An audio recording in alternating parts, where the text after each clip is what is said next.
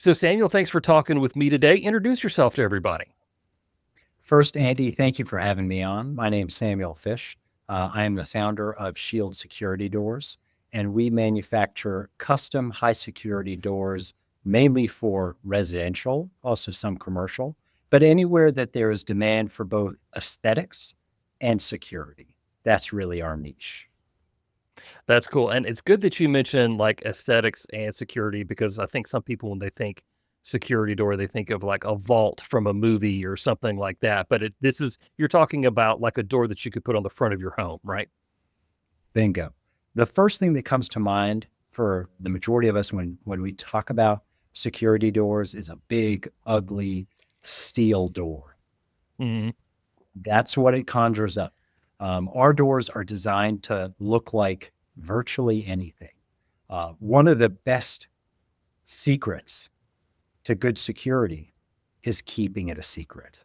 So if your security door doesn't look like a security door, if it looks like a nice custom residential door or a 4-panel door, a 6-panel door, perhaps whatever was on your home before or that matches the other interior doors in your home, doesn't attract any attention to it. And that's great. And that's a very good point. So, what got you started in the security industry? My grandfather was a locksmith. My great uncle was a lock distributor. My father grew up in my grandfather's lock shop, and he went on to start one of the largest lock and key companies in the world called Ilco Unican. So, if you or any of your viewers have any Yeah. keys in your pocket, I guarantee you, some of them came out of his factories. Wow. And That's so that's cool. the environment that I grew up in. When I had a day off school, I was in the factory. And I thought that's what all school kids did when they had a day off. You go to the Right. factory and work. So that's, for me, that's where it started. It's one of those things that's always been in my DNA. One of my brothers works in the industry as well. And for myself, security doors was the direction that I went in personally. And of course, it's not the exact same as keys and locks, but a very integral part Right. of the Hmm. overall product. And so that's how I got started in this business, very much in my DNA. Yeah, I would say so. So you're like third generation and dealing with this. I think that's great. So let me ask you this. You know, with all the experience that you have, what do you think are some of the biggest misconceptions when it comes to home security? The biggest misconception that I come across, and this is really a cultural issue for us. Uh, Americans love it, and you've talked about this before. You've talked about a culture of locking your doors, Hmm. when the reality is we have a culture of not locking our doors. Right. We all have friends who say, "Oh, I live in such a safe neighborhood," or "Oh, I live in a gated community. I don't lock my doors at night." And it's one of the biggest mistakes we could possibly make. So, from uh, in terms of what's the biggest misconception or mistake, it's just not utilizing the tools that we already have available, not locking your doors. I agree. And like I used to get made fun of because I would lock my car in front of my apartment when I was in college. And people are like, you lock your door? And I'm like, yeah, like, why don't you? This is just weird because I grew up. I imagine like you in your household, the door was always locked when you weren't using it. That was just normal for me. And there were people who I guess thought, that, they lived in simpler places or whatever, and they didn't worry about that sort of stuff. But man, like that was just kind of a culture shock to me when I realized that man, people are not. Why aren't you locking your front door? This is just weird.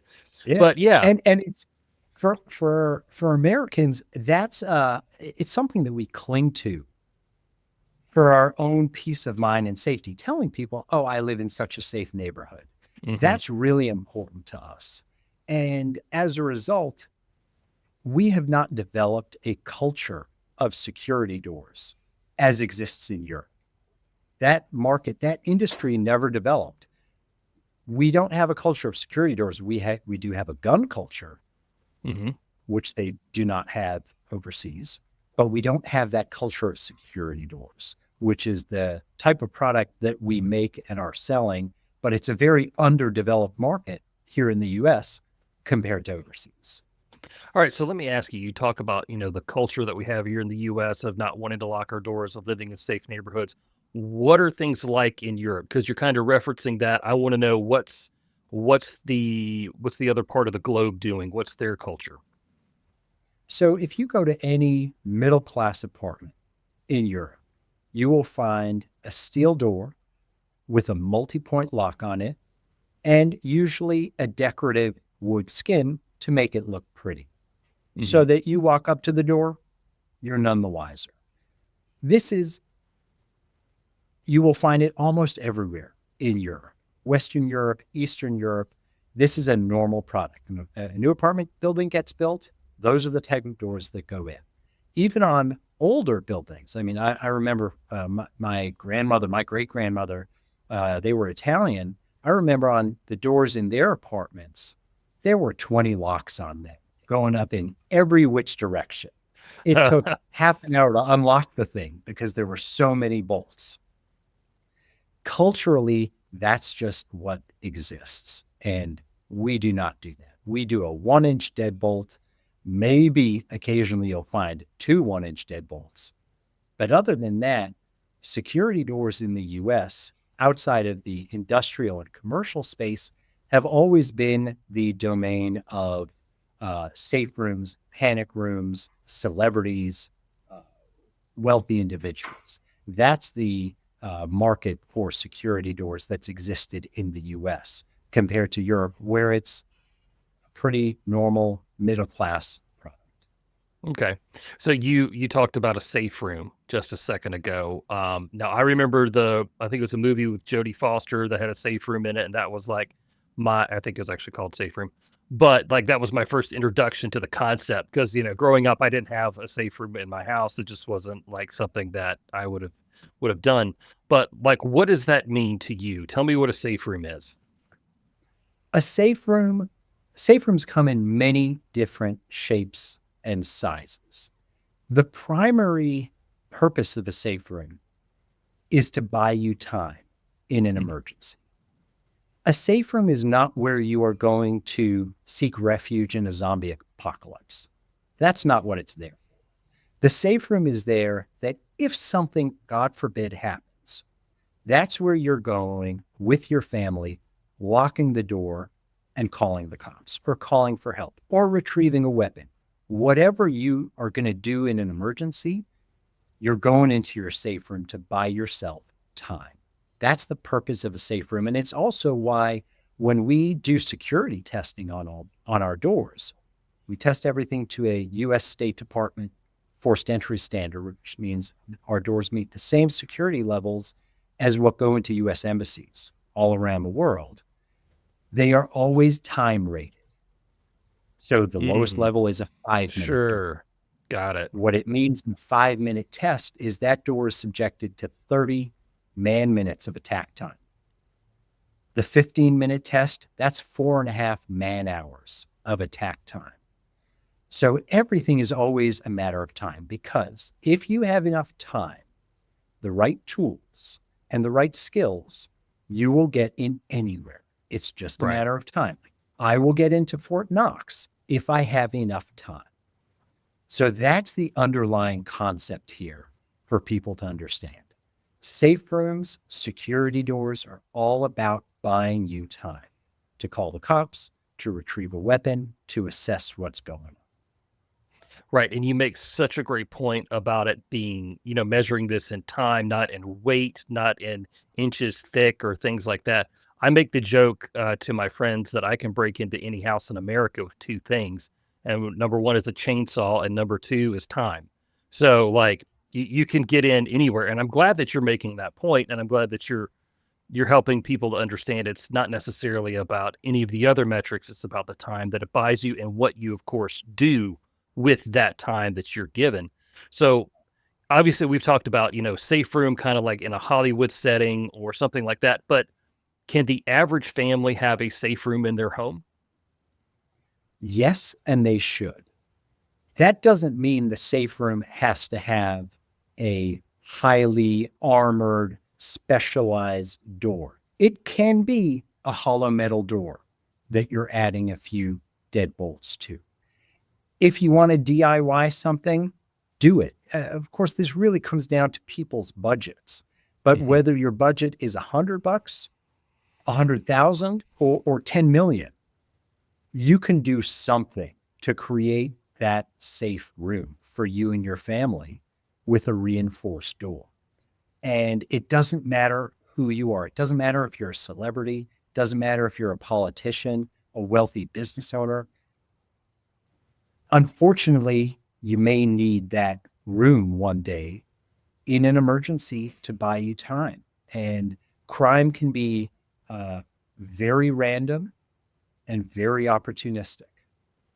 And Yeah. as a result, we don't really know that we are a target or at risk until something happens.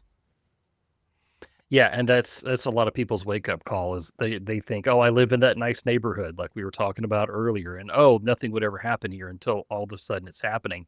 And I usually caution people that when those things happen, you would have the thought, "I would pay any amount of money for this problem to go away right now."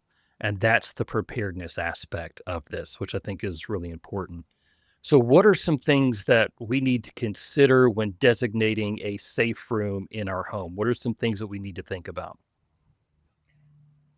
Ideally, you want it to be a room that only has one access point, Mhm. one door into it.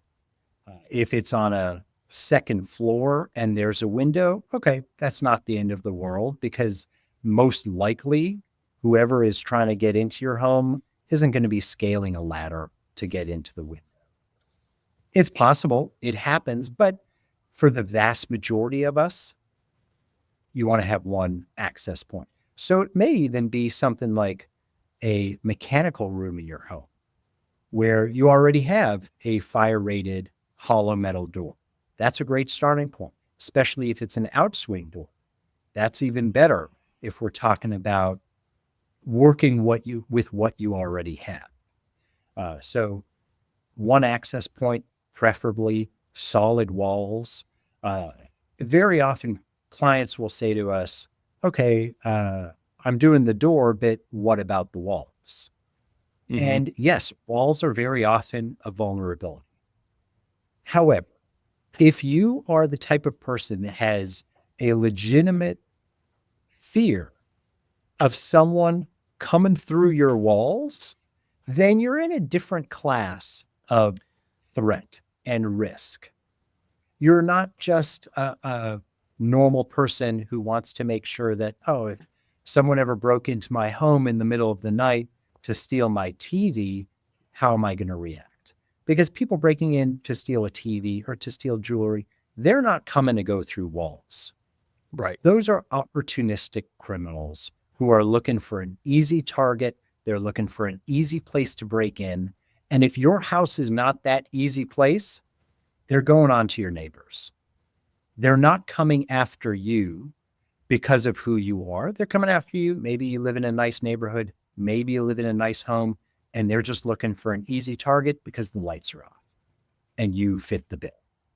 Exactly. Or you've got a nice car parked outside and they want to come inside and get the keys. That's man, that's a growing one right now that, you're advertising, "Oh, you've got a BMW outside." Well, the keys are inside, let's go get them. That seems to be the mindset of a lot of people. So when we're talking about picking a room in our home to be our designated safe room, a lot of people think, "Oh, well, my interior door, it's got like one of those little thumb locks on it." But like the most doors in people's homes today are these hollow wooden doors that aren't really gonna offer you any sort of protection, right? That is right. The vast majority of doors that we're going to find in homes provide zero security. Very often, when we are replacing some interior doors, I will ask a client, all right, send me a picture of what your existing door looks like. Because what I want to do is match the design. I don't want your safe room door to stand out in any way. I've long believed that the most important door in any home is the master bedroom door, Hmm. because in an emergency, that's typically where we're going to seek refuge. That's where we're going to run to. And maybe it's also a matter of, okay, grabbing your kids, running into one of their bedrooms. Depending on the layout of some homes, it may Right. actually be a hallway door that leads to your bedrooms. Part of the trick to this though is also being in the habit of locking that door at night. Maybe it's a question of locking your bedroom door at night, locking your master bedroom door. For people with young kids, that's not always possible, although there's an upside to locking your master bedroom door at night uh, when you have young kids coming to wake you up because they can't sleep. Right. There's benefit as well.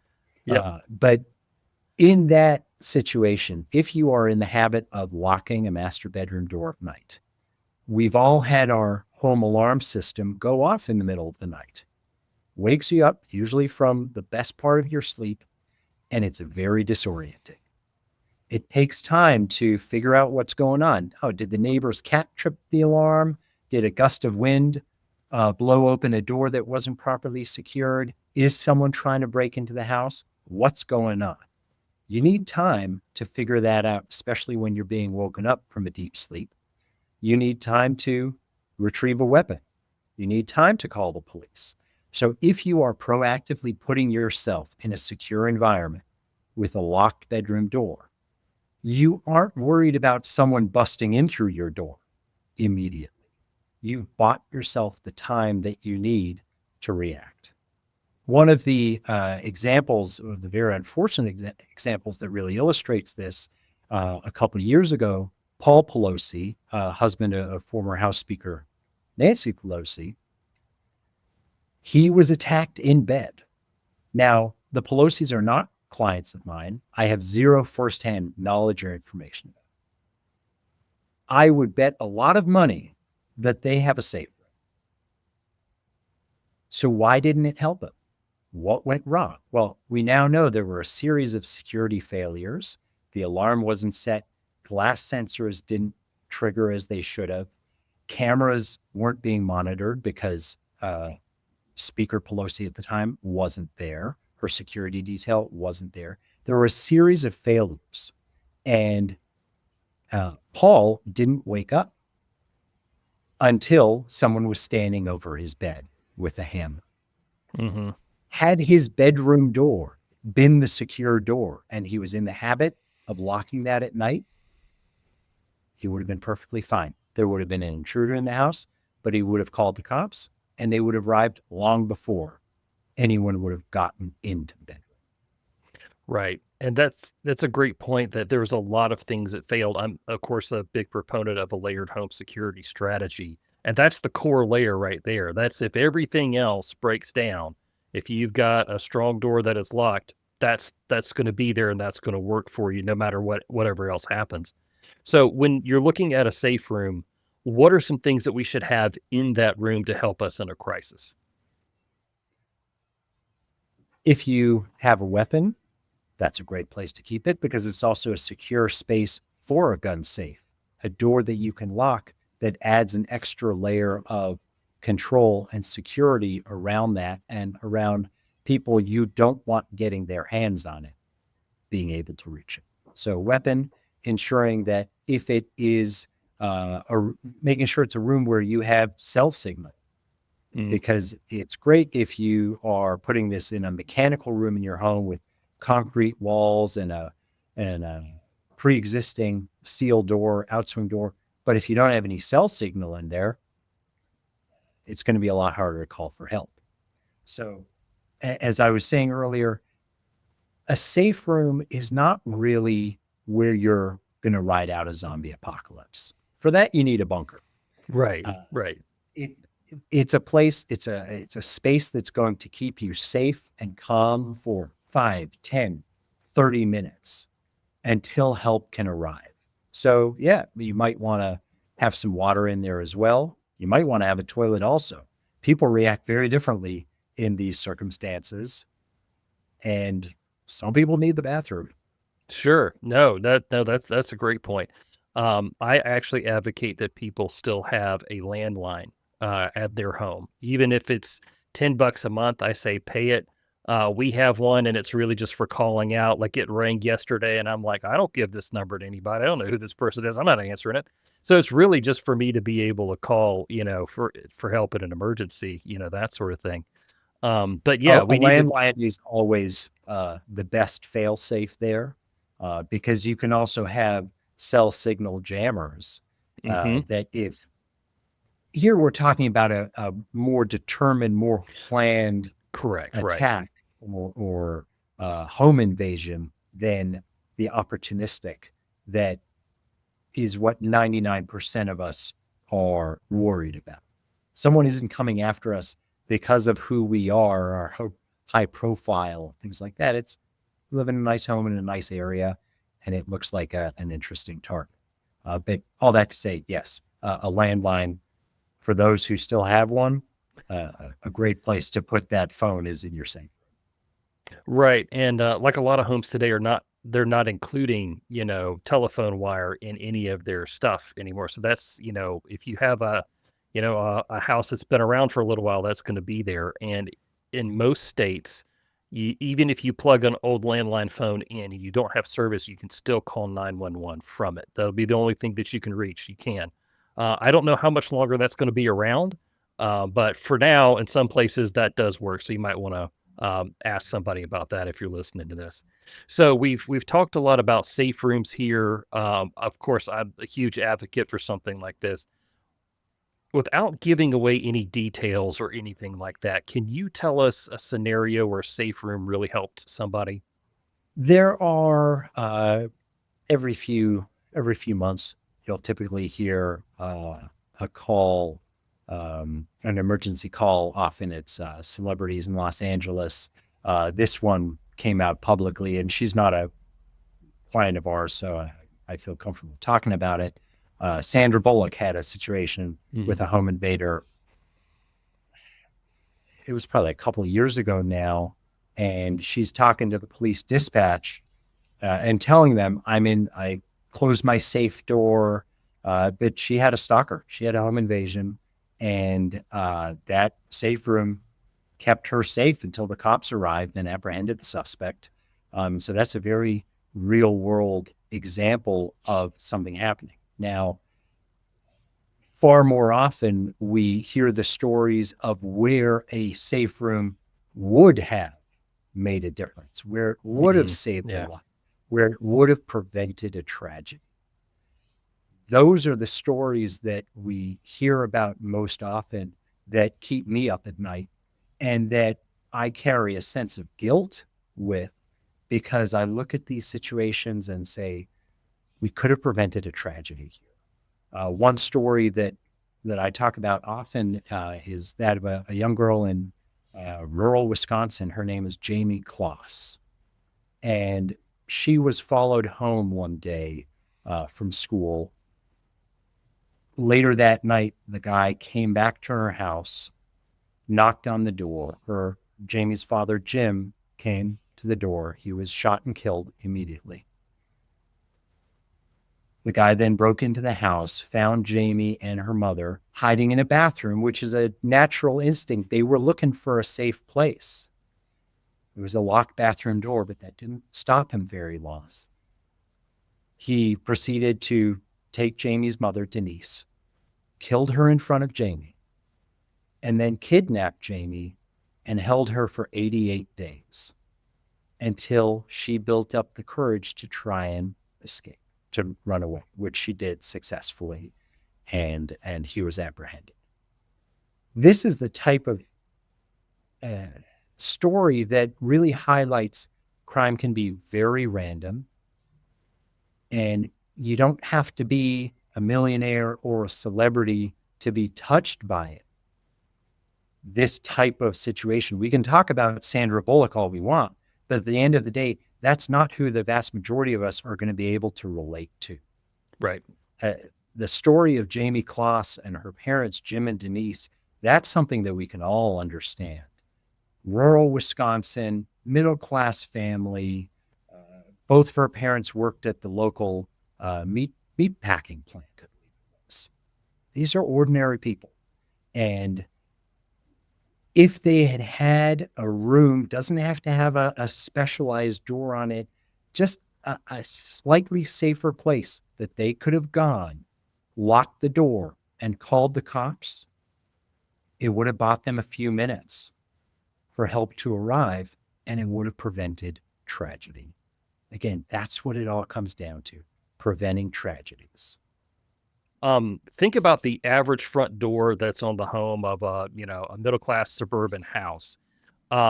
What makes Tell me the difference between the average door and a security door. What's different? What are the upgrades?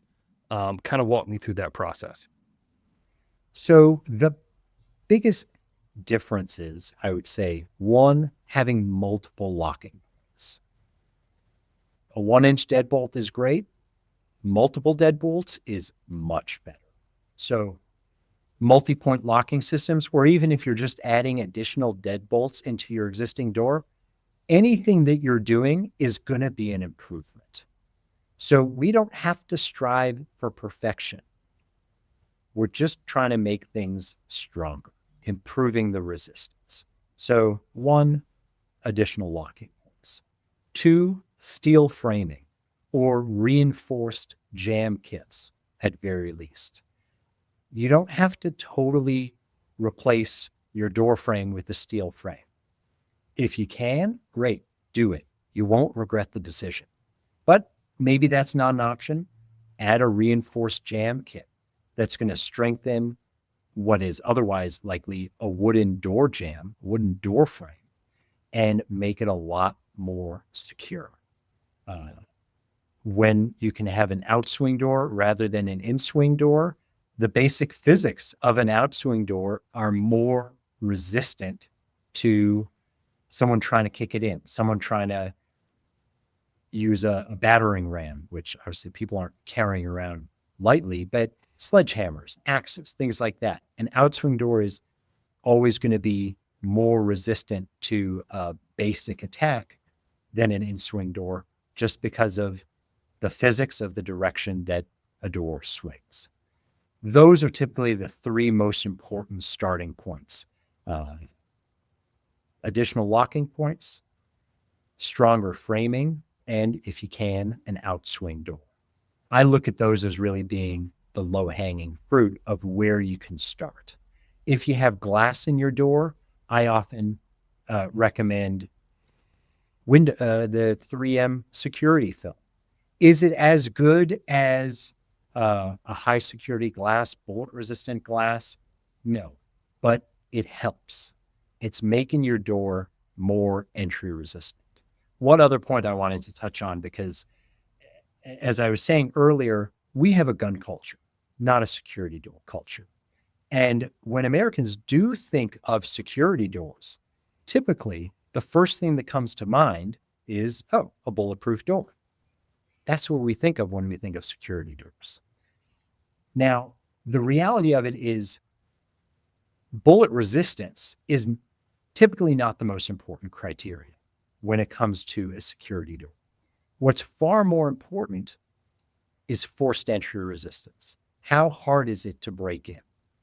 The example I give, we can build a fantastic level 8 security door, UL level 8, that will stop a 7.62 round. Great. But if I can pry that door open in 15 seconds, Right. what good is it? It's not going to stop any bullets when it's open. Forced entry resistance, for the vast majority of us, is the most important security criteria in our doors. How difficult is it to break in? How difficult is it to break through? And that's the State Department forced entry testing that we do. Some of our clients also do need bullet resistance, but we always offer that as an option. Doors don't have to be bullet resistant. When we test them, we test doors that are not bullet resistant, so that we know, hey, if our doors are passing the test without that additional hardened steel, when you do add them in, they're going to be exponentially stronger for that attack. But make sure that you're focusing on forced entry resistance. How hard is it to break in, rather than just saying, oh, I'm adding bullet resistant fiberglass or bullet resistant steel into my door, I'm good now. Not necessarily. Forced entry, that's where we should all start thinking when we talk about security doors. I like that. Yeah, and lots of great points in there. You brought up the glass in the door. I remember watching a news story from, gosh, maybe 8 or 9 years ago. Somebody had kicked in this poor lady's back door out in California. So she had a locksmith come and put a second deadbolt on the door. So great, wonderful. But the whole top half of the door was glass. And like they were thumb locks on the other side. So you could just punch through the glass and then click, click, and you were in. And so I think we talked about having the door locking culture. We can have like a wonderful security door and a great plan, but unless we execute it and we are prepared for it, like you said in the Pelosi example, it's not going to work. So Right. so We yeah. got to use the tools that we already have. Let's start with using what we already have, and that'll make a big difference.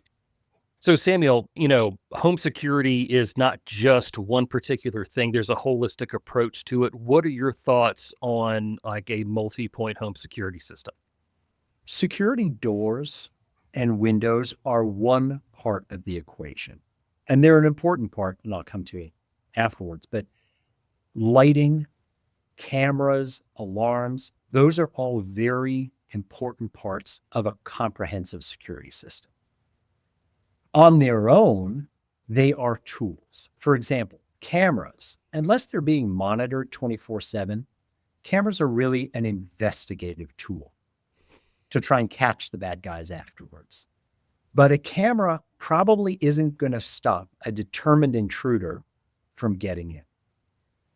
Lighting, well, good lighting, motion sensors can be a very effective deterrent for opportunistic crimes. We've all seen security camera clips of someone walking around a backyard trying to break in. Motion sensor goes off, lighting turns on, and they're out of there. Lighting is important. Cameras are important. Alarm systems are important. That ADT sign on your front lawn can help deter some opportunistic criminals. But when you're talking about a determined criminal, someone who is not just opportunistically going around a neighborhood looking for the easiest home to hit, when we're talking about determined intruders, there you need more than just cameras, lighting, and alarm. That's where things like security doors, that's what's going to stop a determined intruder from getting into your home. That's what's going to keep you and your family safe if someone is determined to get in. Lighting, cameras, alarms, they all help.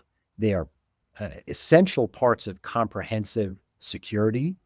But at the end of the day, what's going to stop a determined intruder, more often than not, is a steel door. And that's a very good point. Samuel, I've had a really good time talking to you today.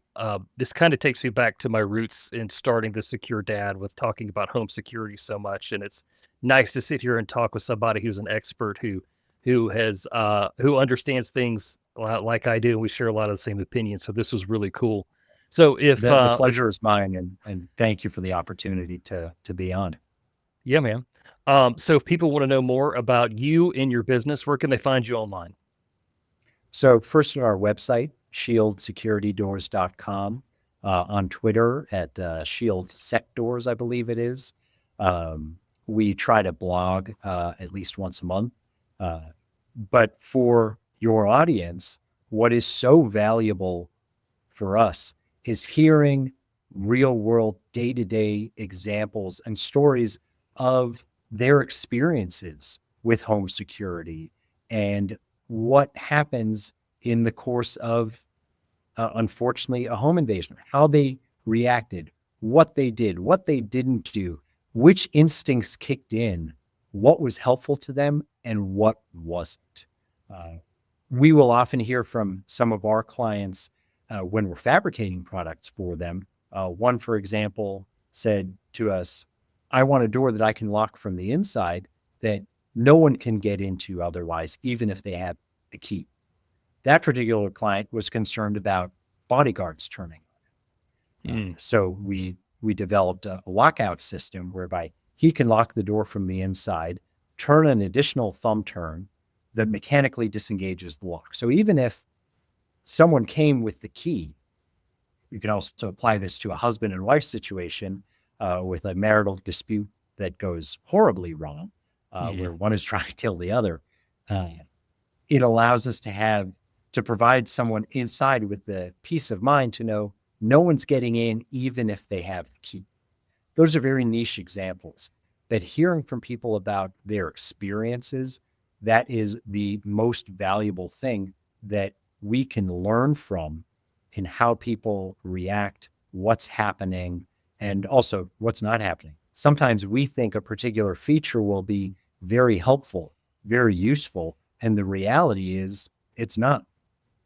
So hearing from people, that's very valuable for us. So please get in touch if you have stories, experiences of things that you have lived through or people that you know have lived through. I would love to hear.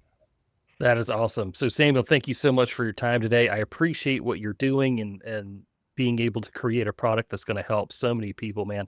God bless you. I appreciate you. Thank you, Andy, and have a good rest of the day.